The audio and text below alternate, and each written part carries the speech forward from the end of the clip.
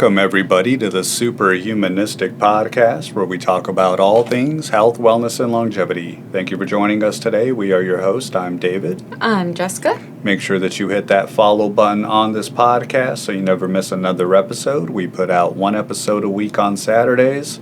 Also, check us out on YouTube and Instagram for additional content. Make sure that you share this podcast with someone that you love, and that way they can live a longer, healthier, happier life by implementing some of these tactics as well. And then also leave us a rating and review if you ever found value in this podcast. That just helps others find it. So, last week we talked about saunas. So if you want to learn more about how long you should stay in a sauna, what the benefits are, and also busting those myths when it comes to saunas, go back and listen to last week's episode. This week, we are going to be talking about a hidden body factor that helps determine your brain age. So, what if your brain's age isn't determined by your birthday, but by what's happening in your body right now? What if you could be 55 years old, but have a brain of a 40-year-old, or the opposite, and not even know it? So, new research is showing that there's a hidden factor, something in your body composition that may directly influence how fast your brain ages. Right, so getting into some of that science behind aging here, here's what some researchers did. They looked over 1,000 adults around midlife, and they used full body MRI scans to measure two key things. First, they measured muscle mass. Second, they measured something called that visceral fat. Visceral fat is important. And it's not really the fat that you can see. It's the fat that wraps around our internal organs deep inside our abdomen. So they use AI. Go back and listen to our AI episode. We do have some episodes about using AI for our health, but scientists are also using AI, and they use it to estimate something called our brain age. It's basically how old your brain looks biologically. Here's what they found. The results actually are pretty striking. People with more muscle tended to have younger looking brains, and people with higher visceral fat, especially that relative to the muscle, had older looking brains. So something interesting about this is that the fat just under the skin didn't seem to matter that much. Yeah, next we'll jump into really some insight on this. Better brain health lowers the risk of diseases such as Alzheimer's, and this kind of data could help identify people at risk. So this could happen years before symptoms even show up.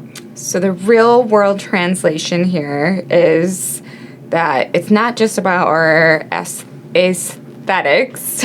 Definitely saying that wrong. It's not about having abs or like our appearance.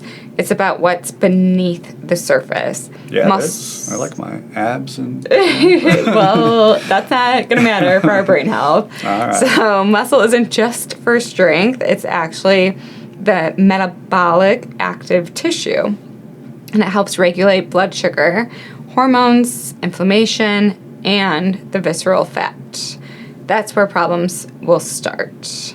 All right, we'll jump into really why this matters. As you mentioned, that visceral fat is really linked to that inflammation. It can also be linked to insulin resistance and chronic disease. So when you have more of it, your entire system is just really under a lot more stress, and your brain feels that as well. Okay, so again, getting into one of our favorite portions of our podcast, the spiritual layer of our brains aging. So shifting to how we think about our body, because it's not, again, just that physical appearance, it's that constant communication that we have with our brain and body. So through hormones, through different signals, and energy. So the way you treat your body literally shapes our minds. You're not just becoming physically stronger, but we're reinforcing resilience at an energy and every level of our body.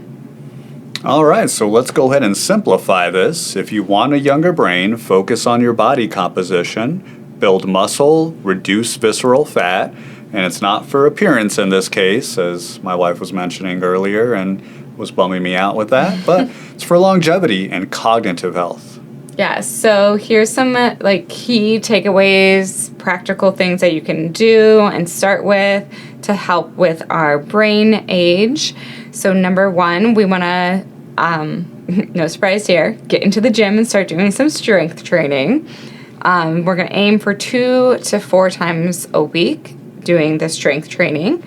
Number 2, we also want to prioritize adding in protein to our diets if you haven't already. Protein supports that muscle growth and the maintenance of our muscles.